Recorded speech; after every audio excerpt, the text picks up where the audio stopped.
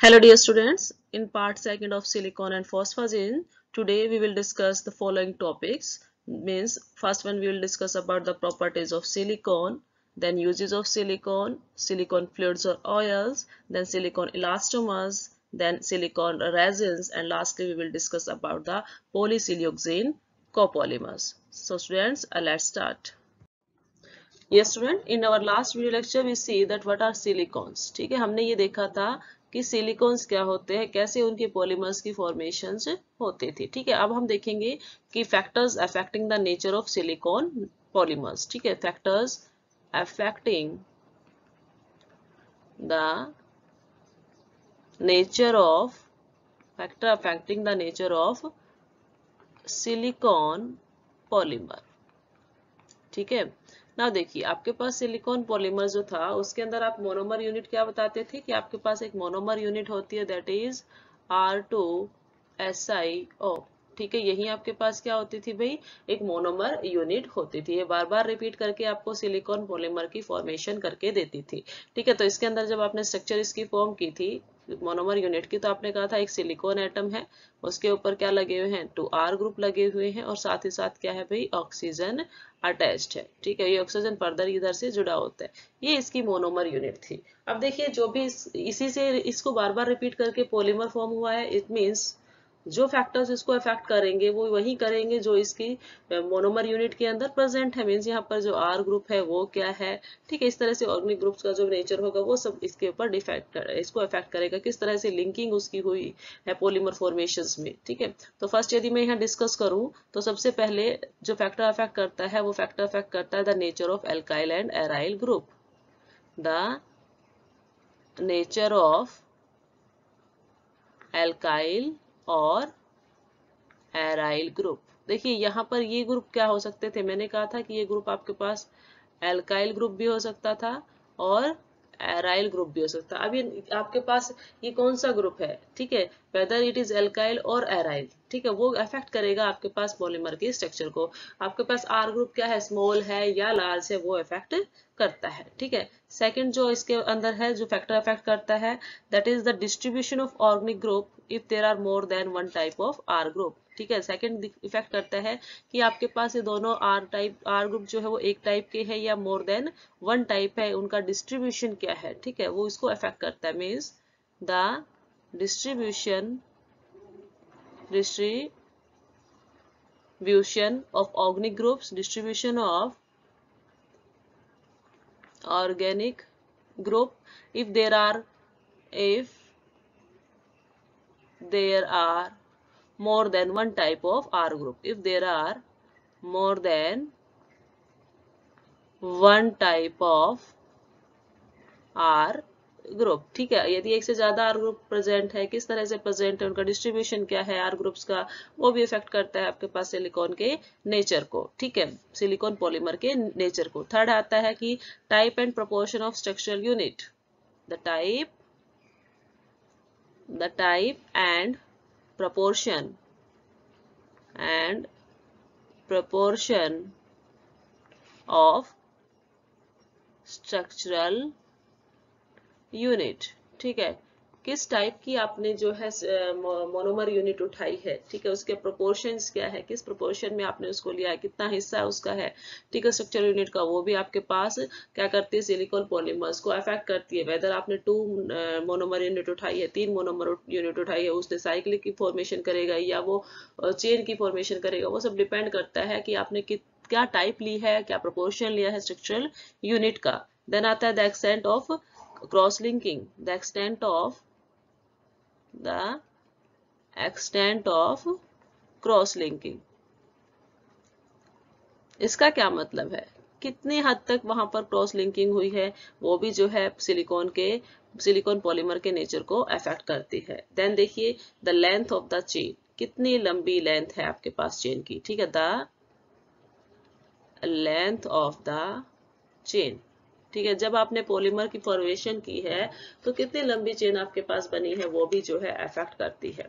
ठीक है, इन्हीं के ऊपर डिपेंड करते हुए देखो ये जो आपके पास ये जब हम ये देखेंगे कि जो नेचर क्या है सब्स्टिट्यूएंट का, नेचर क्या है सब्स्टिट्यूएंट ही तो है एल्काइल और आर ग्रुप, तो नेचर क्या है एल्काइल या आर ग्रुप का, उसकी लेंथ क्या है आपके पास चेन की, क्रॉस लिंकिंग का एक्सटेंट कितना है, कितनी क्रॉस लिंकिंग उसके अंदर हुई है। ठीक है, तो सिलिकॉन जो आपके पास पॉलीमर होते हैं उनका नेचर वैसा ही होता है, जैसे या तो उनका नेचर क्या मिलता है भाई, दे मे बी ऑयली, वो कैसे मिलेंगे ऑयली, वन से मिनट, उनका नेचर कैसे होगा, या तो वो क्या मिलेंगे ऑयली मिलते हैं, या विस्कस फ्लूइड की फॉर्म में मिलते हैं, विस्कस फ्लूइड के फॉर्म में मिलते हैं, या रेजिन्स की फॉर्म में मिलेंगे आपको, या रेजिन्स की फॉर्म में मिलेंगे, या फिर कह सकते हो कि इवन रबर लाइक सॉलिड्स भी मिल सकते हैं। ठीक है, इवन रबर लाइक सॉलिड्स की फॉर्म में ये आपको मिल सकते हैं। ठीक है, तो जनरली ये देखा गया है कि आपके पास जो शॉर्ट चेन के जो सिलिकॉन्स होते हैं, मतलब उसने कहा था ना कि आपके पास लेंथ डिसाइड करती है कि नेचर कैसा रहेगा, तो जो ऑयली होते हैं ना उसके अंदर जो है शॉर्ट चेन होती है पॉलीमर्स की। ठीक है, शॉर्ट चेन लेंथ होती है उसी के अंदर, मीडियम चेन लेंथ आती है तो वो विस्कस बन जाता है। यदि आपके पास क्या रखी है मीडियम चेन लेंथ है, मीडियम चेन लेंथ आती है तो वो आपके पास पॉलीमर कैसा हो जाता है विस्कस फ्लूइड की तरह दिखाई देता है। ओके, और या फिर आप कह सकते हो कि लाइक जेलीज होती है या ग्रीसीज होती है।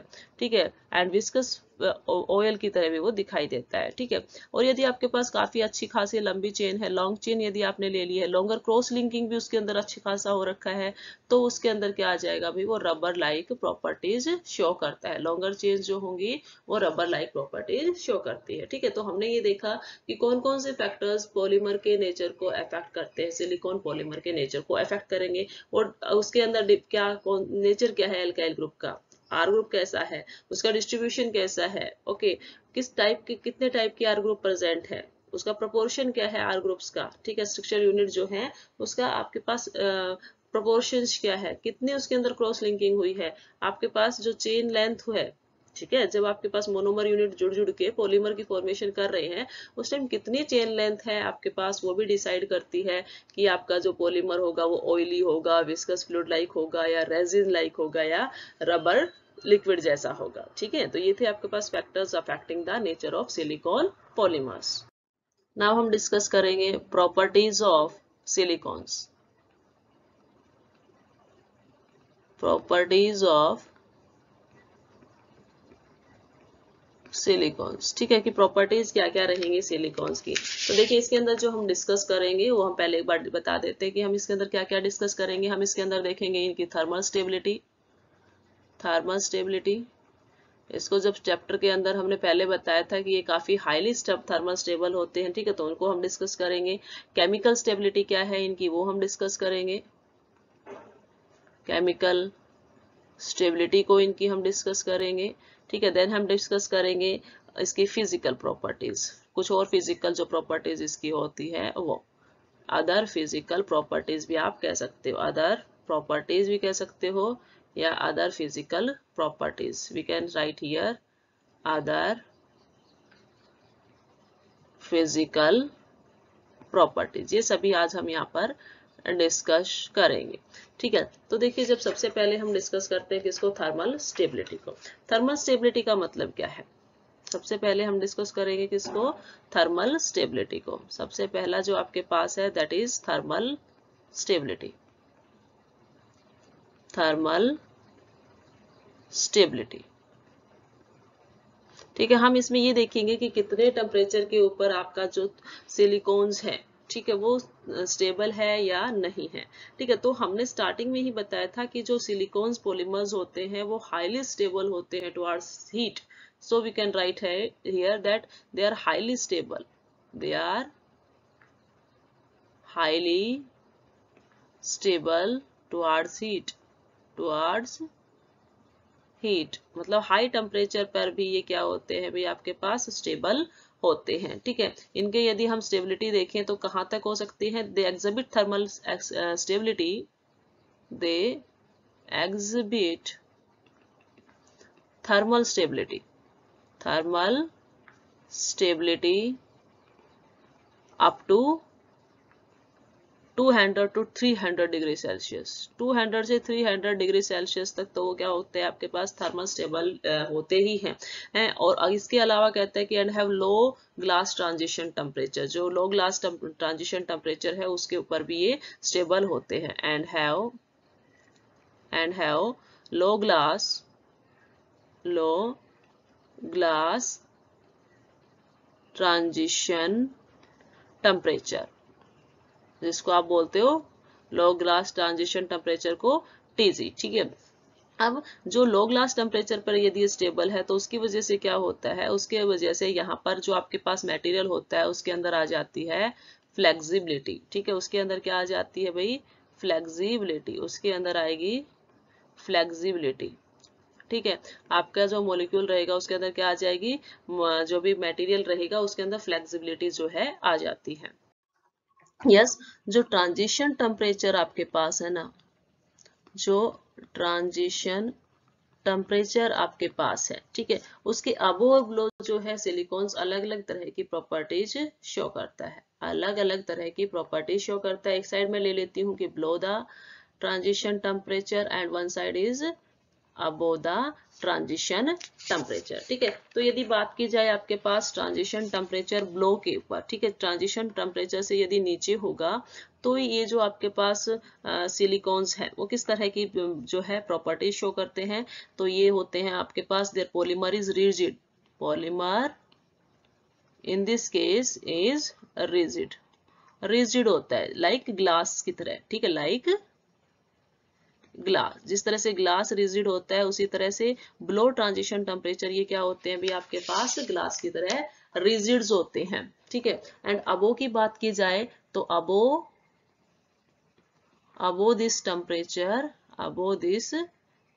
Temperature they behave like elastomers, they are elastomers, ये इलास्टोमर्स की तरह बिहेव करते हैं, या आप इसको कह सकते हो कि मटेरियल जो होगा वो कैसा रहेगा आपके पास, क्वेसी लिक्विड्स, कैसा रहेगा, क्वेसी लिक्विड। ठीक है, तो ये आपके पास होता है कि टेम्परेचर के अब और बिलो भी इनका बिहेवियर जो है वो अलग अलग होता है। जर्नल्स क्योंकि ये अच्छी खासी क्या दिखाते हैं भाई, ये अच्छे खासे इंसुलेटर होते हैं।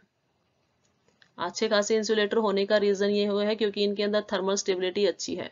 Insulator due to thermal stability, greater thermal stability, greater बोलेंगे, ग्रेटर थर्मल स्टेबिलिटी। ठीक है, due to greater thermal stability हम जो यदि हम इनको कंपेयर करें ऑर्गेनिक पॉलीमर्स के साथ, तो ये जो सिलिकॉन्स होते हैं उनको हम उसको ओरिजिनली डेवलप किया गया था एज एन इलेक्ट्रिकल इंसुलेटर्स। ठीक है, तो ये आपके पास था जो थर्मल कंडक्टिविटी जो है, थर्मल जो आपके पास सेंसिटिविटी है सिलिकॉन्स की। ठीक है, थर्मल स्टेबिलिटी। ये सेकंड प्रॉपर्टी हम इसकी देखते हैं। सेकंड प्रॉपर्टी क्या है इसकी भाई, केमिकल स्टेबिलिटी, केमिकल स्टेबिलिटी। ठीक है, तो केमिकल स्टेबिलिटी में हम ये देखेंगे कि क्या ये केमिकल्स के अकॉर्डिंग, ठीक है, केमिकल्स का यदि इसके ऊपर अटैक होता है तो क्या ये स्टेबल रह पाता है या डिकम्पोज हो जाता है। ठीक है, तो देखिए मोस्टली हमने कहा कि जब हाई टेम्परेचर पे स्टेबल रह सकता है तो केमिकल्स के अगेंस्ट भी ये क्या रह सकता है, स्टेबल रह सकता है, बट इसके लिए भी क्या है, कुछ कंडीशंस हो जाएंगी कि silicons are stable towards chemical reagents. Firstly हम बोलेंगे that silicons are stable, silicons are stable towards chemical reagents, towards chemical reagent, जो भी आप केमिकल रिएजेंट यूज करते हो, ठीक है, एसिड या बेस, उसके अगेंस्ट ये क्या होता है भाई, स्टेबल होता है। ठीक है, मेनली यदि हम बात करें कि यदि हम इसके ऊपर कॉमन केमिकल रिएजेंट्स हमने यदि यूज किए हैं, ठीक है, it is not affected by common chemical reagents like weak acid आपने यूज कर लिए, वीक बेस आपने यूज किए, या वीक जो आपके पास सॉल्ट सॉल्यूशन आपने रूम टेम्परेचर पे यूज किए, तो ये क्या रहेगा भाई, उनसे अनअफेक्टेड रहेगा। तो हम लिख सकते हैं नॉट अफेक्टेड बाय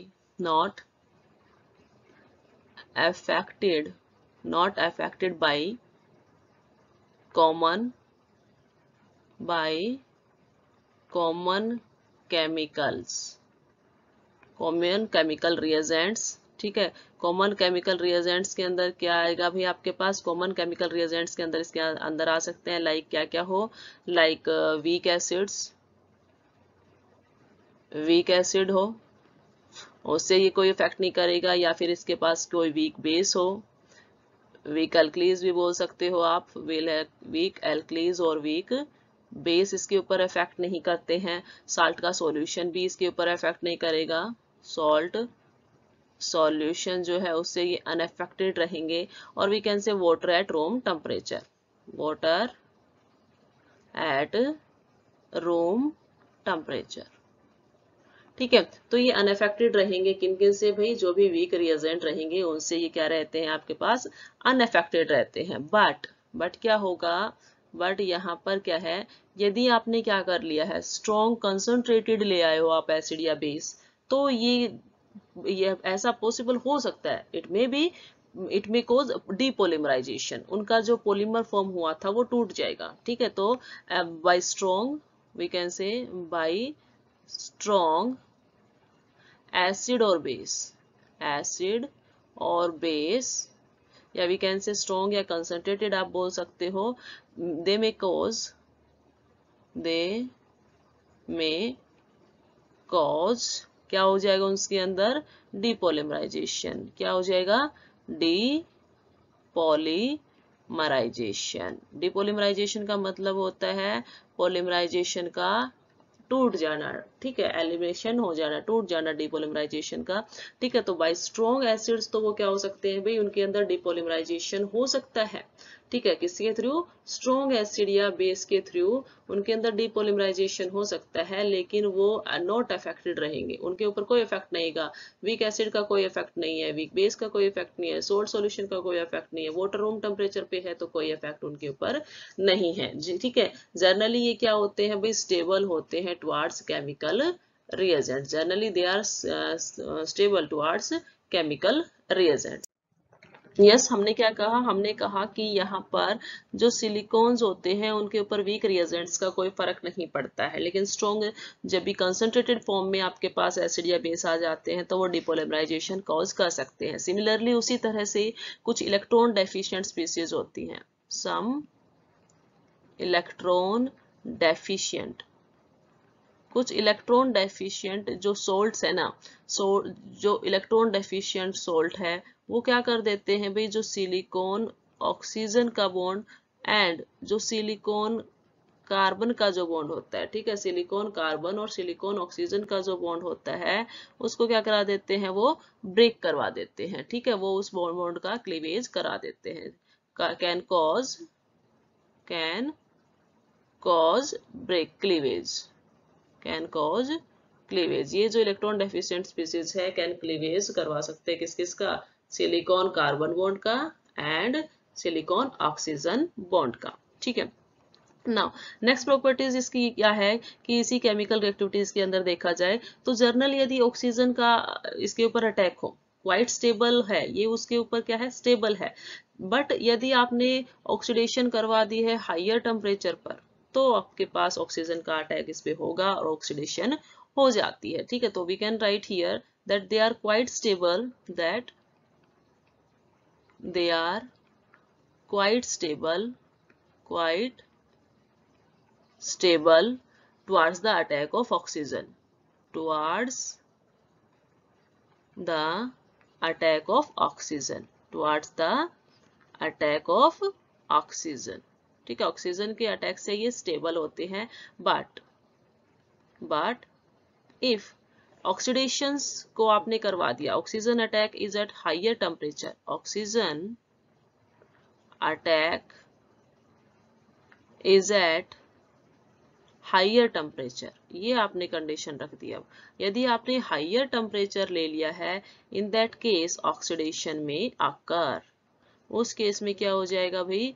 ऑक्सीडेशन में अकर, उस केस में ऑक्सीडेशन होने की पॉसिबिलिटीज हो जाती है। ठीक है, तो हाइयर टेम्परेचर पे क्या होता है? जब आप हाइयर टेम्परेचर पे देखते हो तो कंसिडरेबल अमाउंट में ऑक्सीडेशन हो जाता है, जिससे क्या होता है कि जो आपके पास फ्लूइड पॉलीऑक्सेन्स होते हैं ना, फ्लूइड, आगे हम डिस्कस करेंगे इसको, फ्लूइड पॉलीऑक्सेन्स, पॉलीसिलियोक्सेन्स, ठीक है। पॉलीसिलियोक्सेन्स के अंदर क्या हो जाता है कि ऑक्सीजन एटम इनके अंदर जाता है और क्या करा देता है, क्रॉस लिंकिंग करा देता है, ठीक है। जब क्रॉस लिंकिंग इसके अंदर हो जाती है तो उसका जो बिहेवियर होता है फ्लूइड पॉलीऑक्सेन का, वो कैसा हो जाता है, रबर लाइक या like gel, rubber like gel, ठीक है। वो कैसे तरह बिहेव करता है, रबर लाइक जेल जैसा बिहेव करने लगता है कुछ ही आवर्स के अंदर, ठीक है।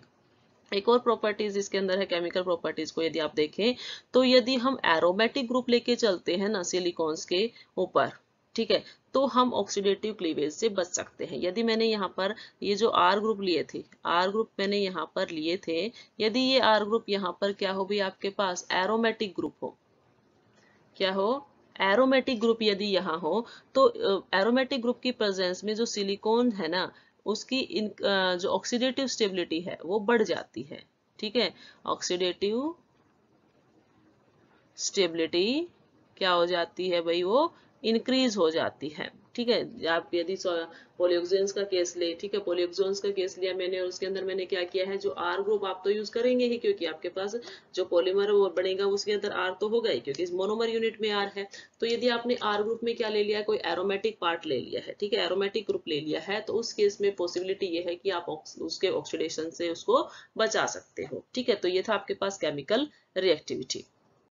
नेक्स्ट प्रॉपर्टी जो आपके पास है that is a third one property, जिसको हम बोलते हैं केमिकल प्रॉपर्टीज, ठीक है, chemical properties, chemical properties of silicones, properties of silicones, ठीक है। देखिए यदि हम यहाँ पर डिस्कस करें कि जो सिलिकॉन्स होते हैं, जो सिलोक्सेन्स होते हैं ना, उनके बॉन्ड को कैसे ब्रेकअप किया जा सकता है, तो इनके साथ जब ग्रिग्नार्ड रिएजेंट लिथियम या लिथियम एल्यूमिनियम हाइड्राइड रिएक्ट करते हैं तो वो क्या कर देते हैं, जो सिलिओक्सेन बॉन्ड्स होते हैं उनको ब्रेकअप करा देते हैं, ठीक है। So we can write here the siloxane bond, the siloxane bond, siloxane bond जो है किसके अंदर, in silicones, siloxane bond in silicones, ठीक है, उनको क्या किया जा सकता है, मे बी क्लीव्ड, उसको क्लीव किया जा सकता है, किसके थ्रू किया जाएगा, बाय द ग्रिग्नार्ड रिएजेंट। आप क्या यूज कर सकते हो भाई, या तो आपने वहां पर क्या यूज किया है, ग्रिग्नार्ड रिएजेंट यूज कर लिया, ठीक है, या आप क्या यूज कर लेते हो, आप एल्काइल लिथियम यूज कर लेते हो, एल्काइल लिथियम आप यूज कर लो, या आप रिड्यूसिंग एजेंट क्या यूज कर लो भाई, आपके पास प्रेजेंट होता है lithium aluminium hydride, lithium aluminium hydride, lithium aluminium hydride, इनको यदि आप यूज करते हो तो आप क्या कर सकते हो भाई, इन बॉन्ड्स को ब्रेक कर सकते हो, सिलिओक्सेन के अंदर जो बॉन्ड होते हैं उसको आप ब्रेक कर सकते हो, ठीक है। अब देखिए जनरली देखा जाए तो सिलिओक्सोन्स के ऊपर क्या है, वीक एसिड या वीक बेसिस का तो कोई फर्क पड़ ही नहीं रहा था, ठीक है, लेकिन आप सिलिओक्सेन्स का हाइड्रोलिसिस करा सकते हो और साथ ही साथ उनका एल्कोहाइलिसिस भी कर सकते हो, मतलब अल्कोहल के अंदर भी उसको डिसॉल्व कर सकते हो, कब, एट हाई टेम्परेचर, ठीक है। They can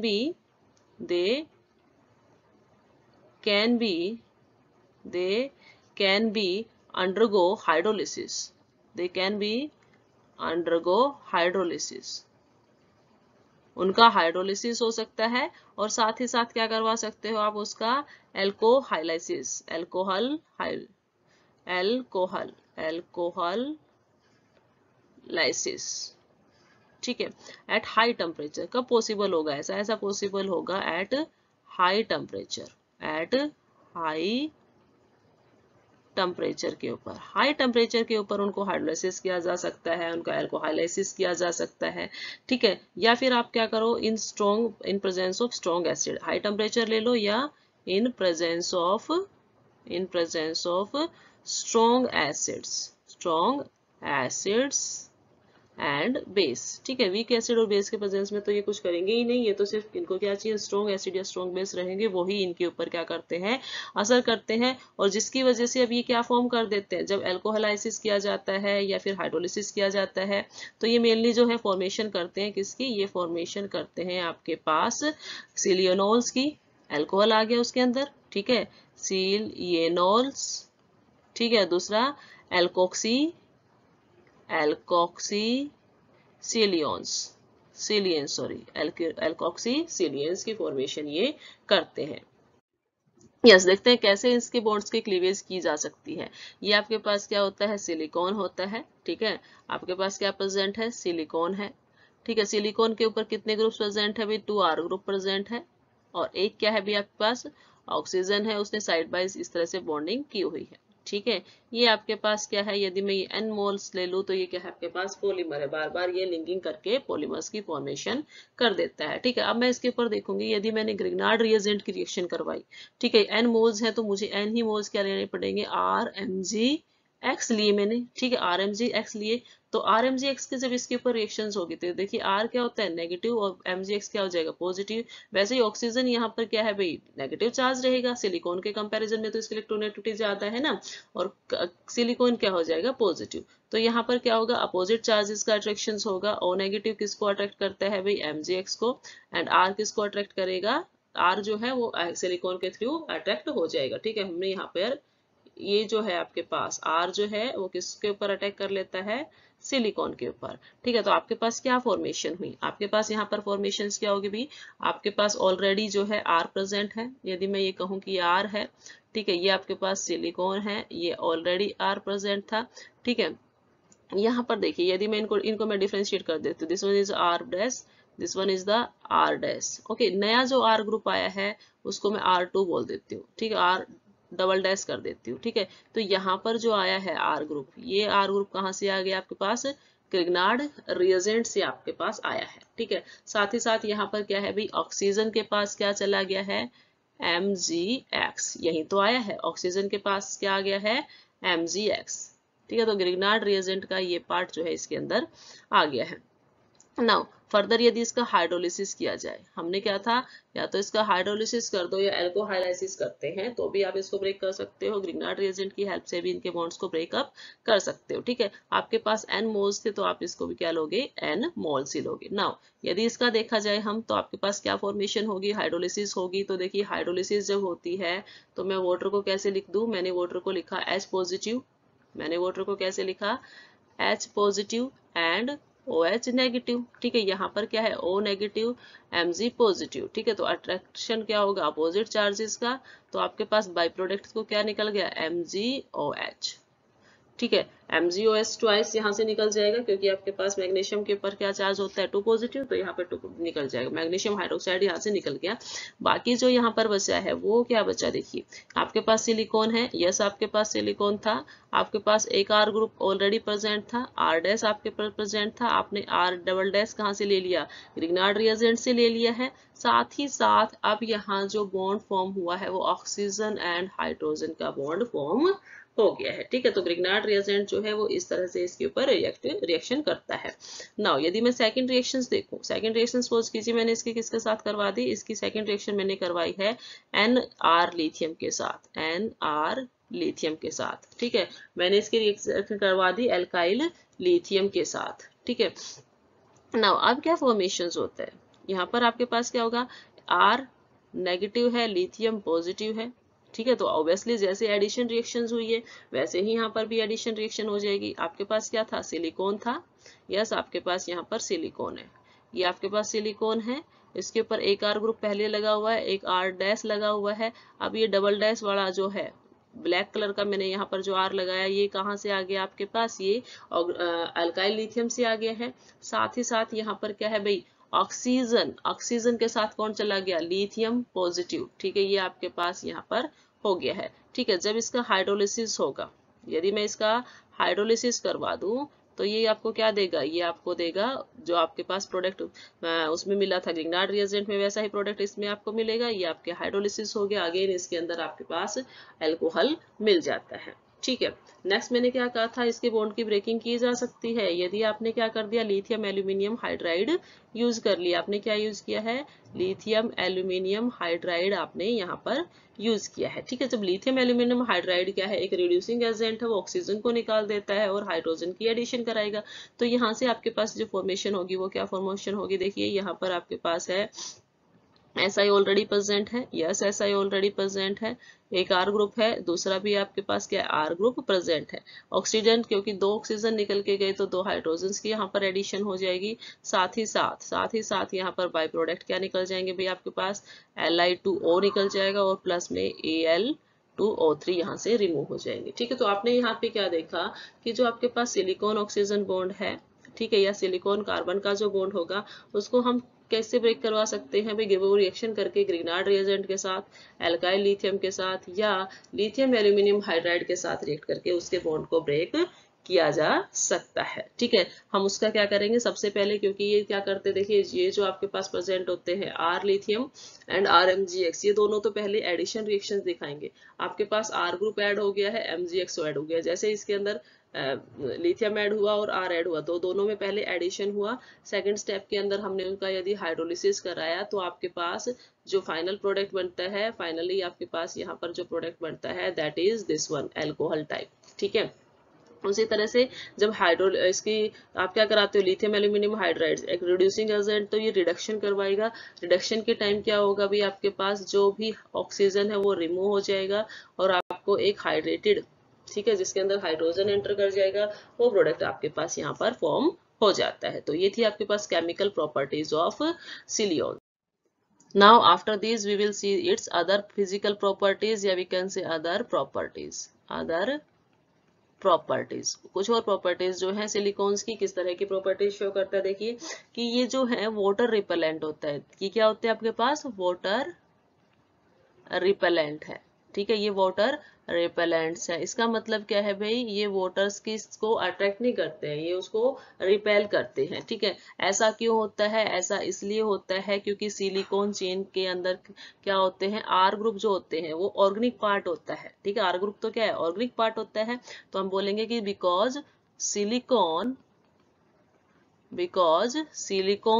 chain is surrounded by, because silicon chain is surrounded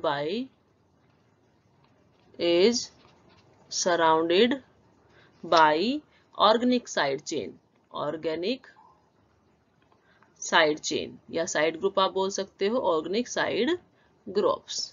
ठीक है, क्योंकि उसके सराउंडिंग में क्या लगे होते हैं भी, R ग्रुप्स लगे होते हैं, जिसकी वजह से वो वाटर को रिपेल कर देते हैं। ठीक है, नेक्स्ट प्रॉपर्टी इसकी ये है कि यदि हम इनको कूल करते हैं, ठीक है, यदि हम उनको कूल करते हैं then they do not become viscous. ठीक है, they do not become viscous, गाढ़े नहीं होते हैं वो, they do not become viscous on cooling. ठीक है, जल्दी से यदि हमने क्या कर दिया, यदि हमने उसको क्या किया, हमने उसको हीट किया था। ठीक है, यदि हायर टेम्परेचर पे हीटिंग के बाद भी यदि हम उसको क्या कर देते हैं, कूल कर देते हैं, तो वो विस्कस नहीं होते, वो गाढ़े नहीं होते हैं। ठीक है, दैट्स वाई हम उसको लो टेम्परेचर पे भी यूज कर सकते हैं। And hence they can be used at low temperature। ठीक है, लो टेम्परेचर पे भी आप उसको यूज कर सकते हो। ओके, लाइक यदि मैं बात करूं हाइड्रोकार्बन ऑयल्स की, ठीक है, या जो हाइड्रोकार्बन ऑयल्स होते हैं ना, हाइड्रोकार्बन ऑयल्स जो ऑर्गेनिक हाइड्रोकार्बन ऑयल्स होते हैं, उनको तो यदि हमने कूल किया तो कूल करने के बाद वो विस्कस हो जाते हैं। ठीक है, तो उनको हम यूज नहीं कर सकते।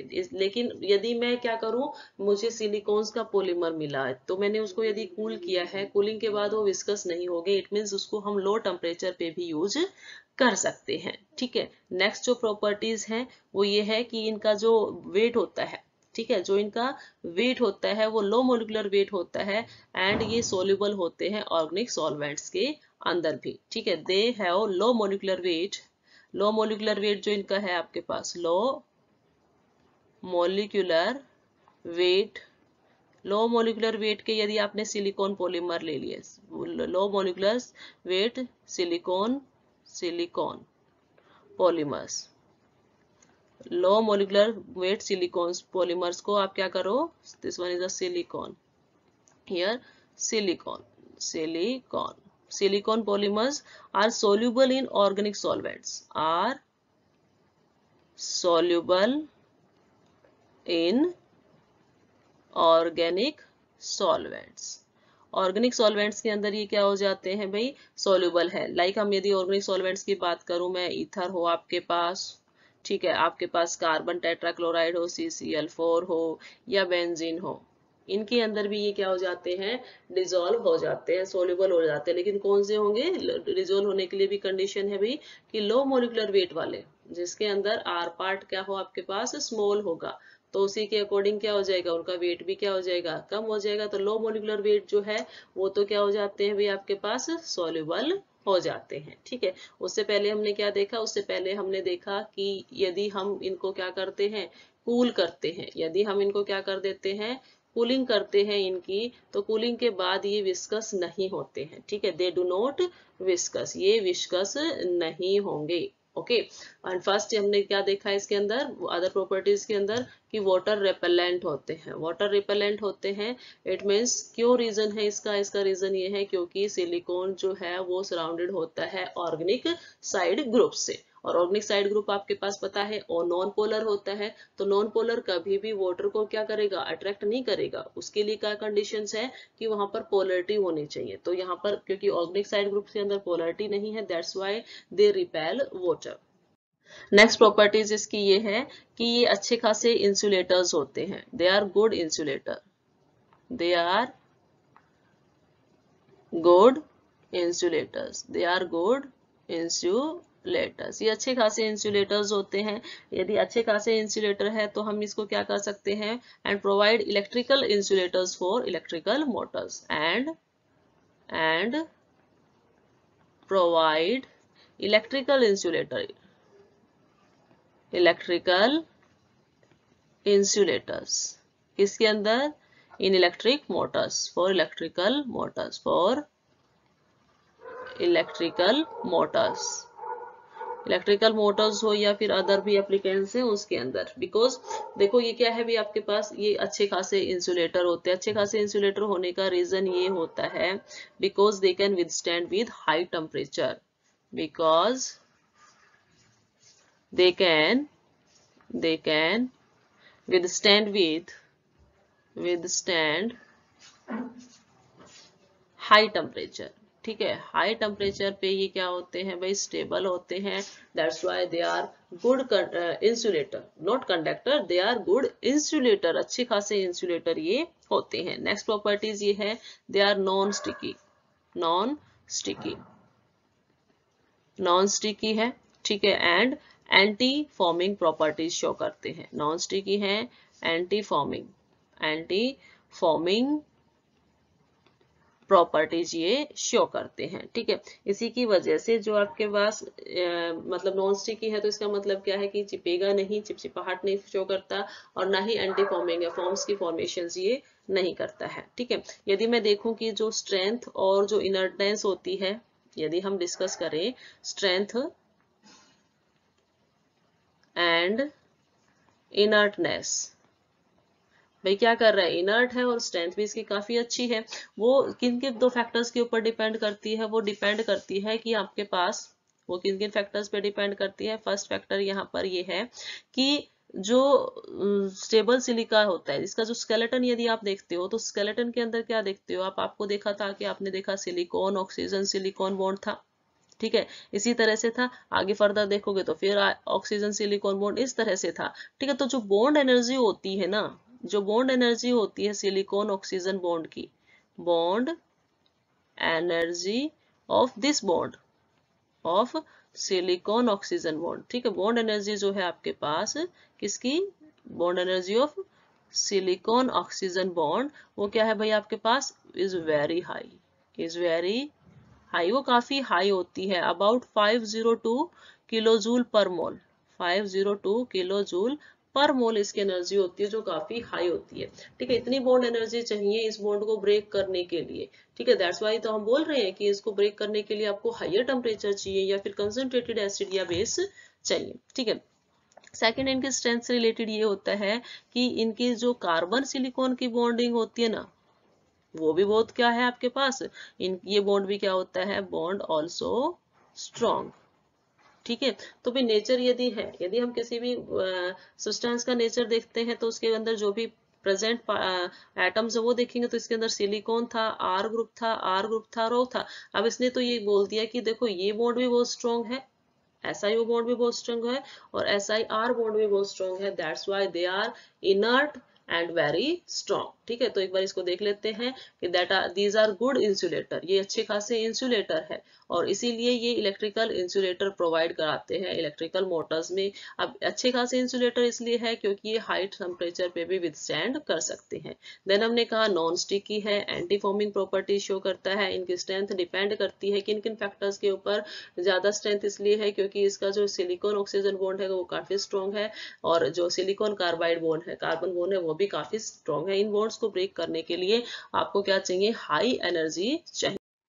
यस, नेक्स्ट प्रॉपर्टी जो इसकी है that is they are resistant to oxidation, they are resistant to oxidation, resistant to oxidation. इनका जल्दी से ऑक्सीडेशन नहीं होता है, या आप ये भी कह सकते हो दे हैव ऑक्सीडेशन स्टेबिलिटी, और we can say having, they have oxidation stability. ठीक है, ऑक्सीडेशन स्टेबिलिटी इनके अंदर होती है। लेकिन यहाँ भी देखिए, यहाँ भी क्या होता है कि यदि आपने हीट कर दिया इनको, बट क्या कर दो आप, when heated, but when heated in air, temperature high कर दिया आपने, टेम्परेचर आपने क्या कर दिया 350 टू 400 डिग्री सेल्सियस दे दिया है, तो ये रैपिडली क्या हो जाते हैं, दे रैपिडली ऑक्सीडाइज, दे रैपिडली ऑक्सीडाइज, जल्दी से ऑक्सीडाइज ये हो जाएंगे। तो इसके लिए कंडीशंस रख दी गई है भाई, ये इनको रैपिडली ऑक्सीडाइज हो जाएंगे और रैपिडली ऑक्सीडाइज होकर क्या देते हैं, क्रॉस लिंकिंग कर देंगे, leads to cross linking, leads to cross linking. ये मैंने पहले भी बताया था कि जैसे ही इनके अंदर ऑक्सीडेशन हो जाती है तो ऑक्सीजन जो है वो मिड में लाई करने लग जाता है, मिड में जाके और क्या कर देगा, वहां पर क्रॉस लिंकिंग शो कर देता है। ठीक है, नेक्स्ट प्रॉपर्टी ये है कि सिलिकॉन में भी लिक्विड, ठीक है, सिलिकॉन्स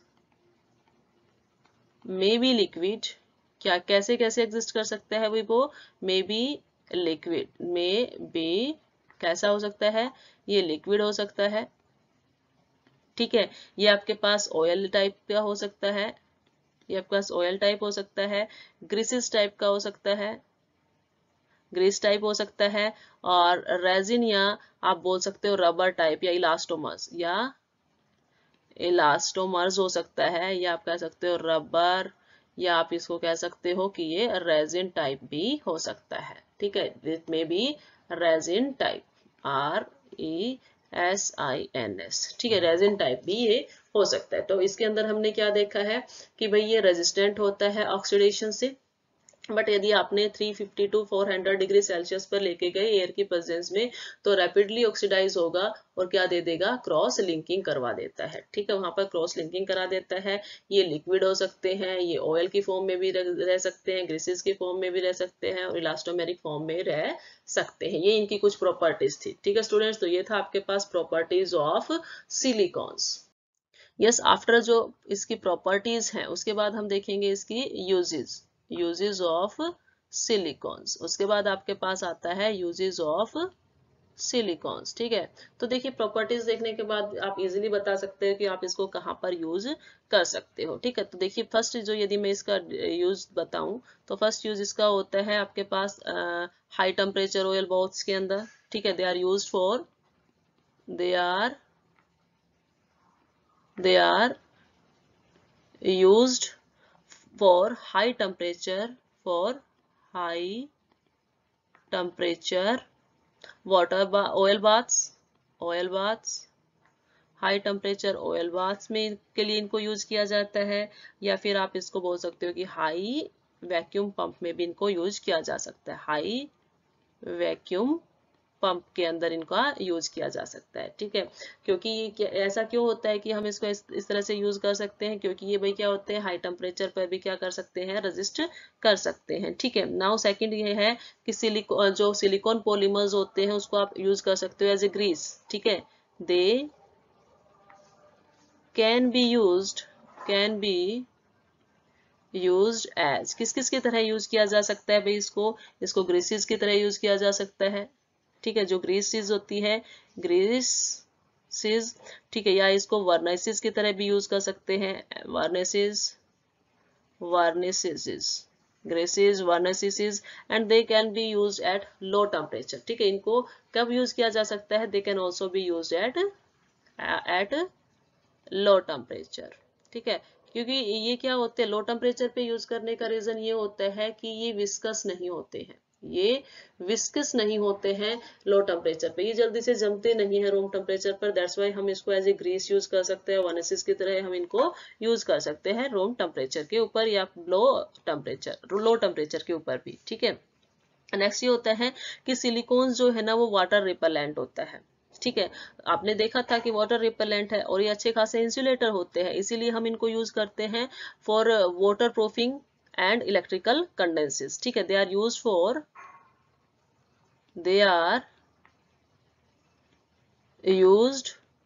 फॉर वाटर प्रूफिंग। किसके लिए यूज करेंगे भाई, इसको हम यूज करेंगे water proofing.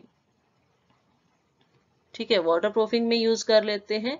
Okay, this one is not proofing like this, proofing, water proofing, PROOFING, proofing, water proofing में इसको यूज कर लेते हैं, एंड इलेक्ट्रिकल कंडेंसेस में, एंड इलेक्ट्रिकल कंडेंसर्स क्यों यूज किया है इसके अंदर, इलेक्ट्रिकल कंडेंसर्स के लिए या फिर वाटर प्रूफिंग के लिए। ठीक है, वाटर प्रूफिंग के लिए यूज कर रहे हैं, और दूसरा किसके लिए यूज कर रहे हैं, हम इसको यूज कर रहे हैं इलेक्ट्रिकल कंडेंसर्स में। रीजन क्या है इसका यूज करने का भाई, इसका यूज करने का इसमें रीजन ये है क्योंकि ये वाटर रिपेलेंट होते हैं। क्यों, बिकॉज ये क्या है आपके पास, because they are water repellent है, साथ ही साथ क्या है वो भाई, ये इंसुलेटर है। इंसुलेटर इसलिए है क्योंकि हाई टेम्परेचर पे भी रेजिस्ट। नेक्स्ट यूज इसका क्या है भाई, नेक्स्ट यूज यदि हम इसका देखते हैं तो ये एज ए लुब्रिकेंट यूज किए जा सकते हैं at both high and low temperatures. ठीक है, so we can write here that they can be used as lubricants at high and low temperature, दोनों तरह के टेम्परेचर पर इसको हम एज ए लुब्रिकेंट यूज कर सकते हैं। ठीक है, नेक्स्ट प्रॉपर्टीज इसकी ये है कि भाई ये क्या होते हैं आपके पास, एक्सीलेंट इंसुलेटर्स होते हैं। ठीक है, दे आर एक्सीलेंट इंसुलेटर्स। ठीक है, हम तो इनको as a excellent insulator use किया जा सकता है। They are used as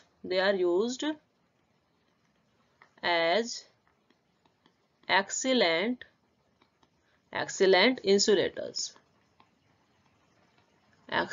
insulator की तरह यूज किया जा सकता है। किसके अंदर भाई, फॉर इलेक्ट्रिक मोटर्स